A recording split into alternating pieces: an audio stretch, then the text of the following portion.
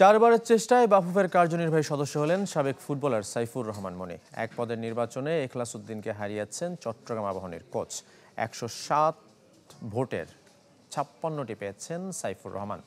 ফুটবলের উন্নয়নে গতিশীল কার্যক্রম চান ডেলিগেটরা। সাইফুর রহমান মনির মুখে অবশেষে হাসি। চারবারের চেষ্টায় ফুটবল ফেডারেশনের নির্বাহী কমিটিতে সাবেক এই ফুটবলার। আগের দিন মাঠের খেলায় ক্লাব বড় ব্যবধানে হারলেও পরদিন ভোটে জিতেছেন চট্টগ্রাম আবাহনীর হেড কোচ।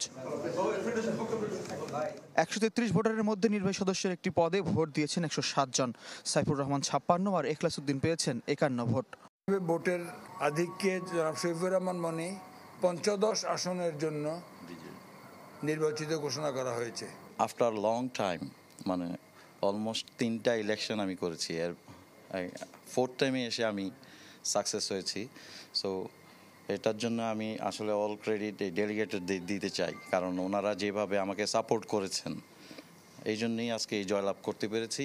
আমাদের ফুটবলের মূল উদ্দেশ্যই আমাদের থাকবে ফুটবলের উন্নয়ন, ফুটবলের উন্নতি, ফুটবল মাঠে আনা, ফুটবল খেলা দেখতে যাতে দর্শকরা মাঠে উপস্থিত হয় এবং সেই সঙ্গে আমাদের বাংলাদেশ জাতীয় ফুটবল দলে খেলোয়াড় কিভাবে তৈরি করা যায়।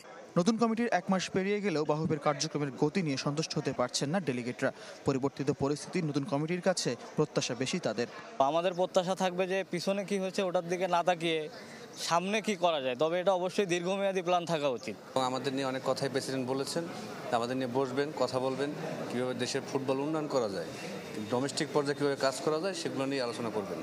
শনিবারের 1 পদের ভোট পর্যবেক্ষণ করেছেন এএফসি প্রতিনিধিরা। দিনের শুরুতে ফুটবল ভবনে প্রার্থী আর তাদের প্রতিনিধিদের মাঝে হট্টগোল হয়েছে। সময়ের সাথে সবাই অবশ্য এক হয়ে গেছেন। ফয়জুল ইসলাম, চ্যানেল 24, ঢাকা।